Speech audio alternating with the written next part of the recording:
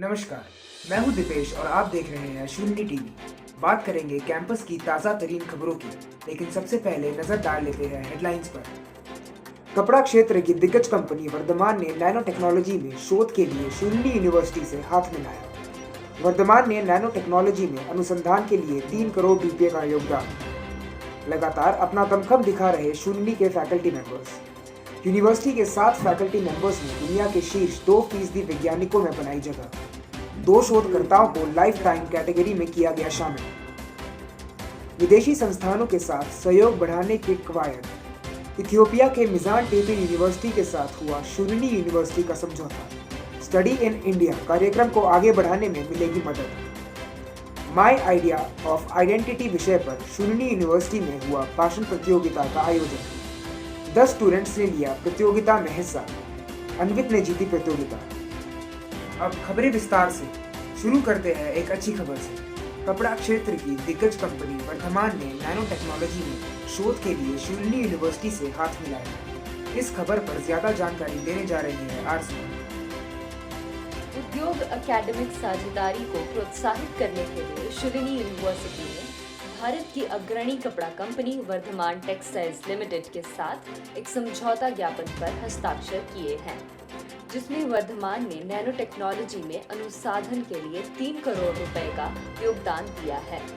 Shoolini university के chancellor professor PK. Khosla और Varthaman textiles के निदेशक और CSR के अध्यक्ष प्रफुल्ल अनुभा पटेल ने वर्धमान समूह के अध्यक्ष और प्रबंध निदेशक SP ओसवाल की मौजूदगी में समझौता ज्ञापन पर हस्ताक्षर किए। अत्याधुनिक प्रयोगशाला में नैनो सामग्री और तकनीकों का उपयोग करके शूलिनी विश्वविद्यालय का मकसद पर्यावरण विषहरण और स्वच्छ ऊर्जा उत्पादन पर काम करना है। शुक्रिया आरसी। बढ़ते हैं आगे। शूलिनी यूनिवर्सिटी के 7 फैकल्टी मेंबर्स ने दुनिया के शीर्ष 2% वैज्ञानिकों में जगह बनाई है। मानसी, क्या है ज्यादा जानकारी आपके पास इस खबर से जुड़ी हुई? स्टैनफोर्ड यूनिवर्सिटी के शोध और रैंकिंग का सम्मान सबसे ज्यादा किया जाता है और इसे वैज्ञानिक समुदाय की तरफ से प्रतिष्ठित माना गया है। एक विश्वसनीय और महत्वपूर्ण उपलब्धि में शून्य यूनिवर्सिटी के फैकल्टी मेंबर ने दुनिया के शीर्ष 2% वैज्ञानिकों में जगह बनाई है। शूलिनी यूनिवर्सिटी के 2 शोधकर्ताओं doctor Gaurav Sharma and professor S.S. Chandel को लाइफ टाइम कैटेगरी में शामिल किया गया है।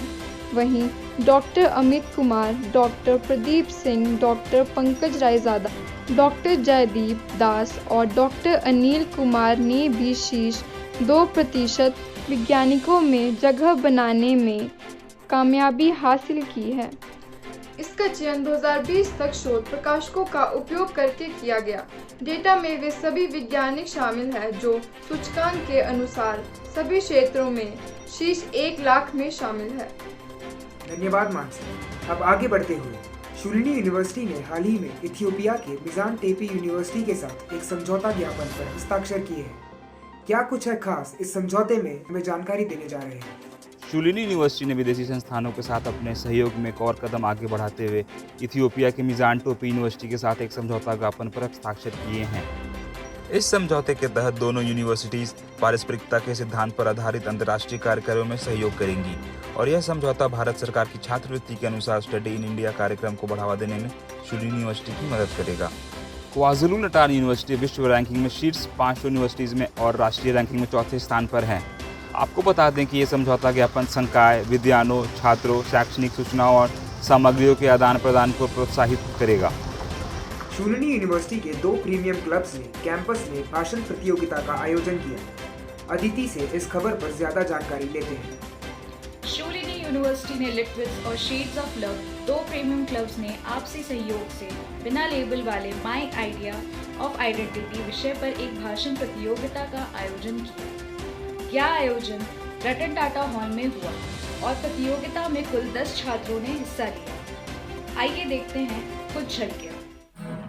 Holding on, gotta be strong. I'm holding on, gotta be strong.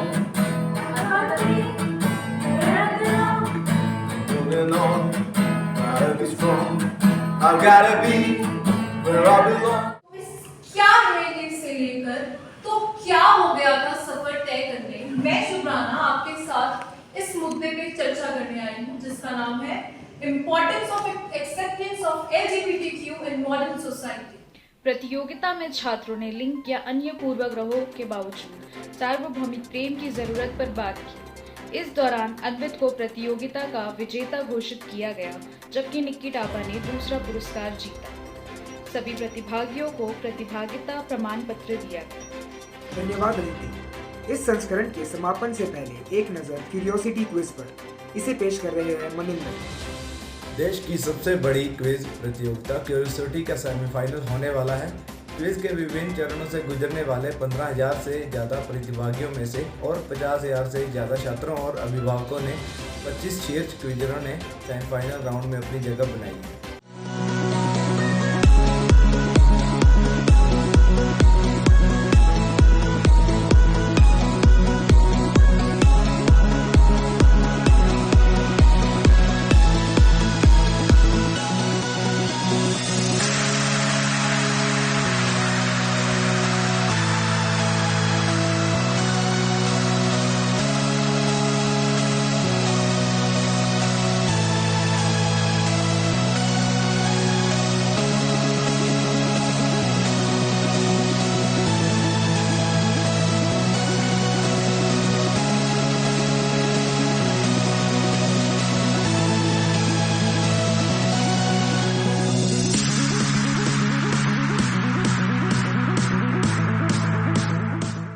Curiosity के सेमीफाइनल राउंड के 5 विजेता प्रतियोगिता के ग्रैंड फिनाले के लिए 5 स्टूडेंट्स चुन लिए गए हैं।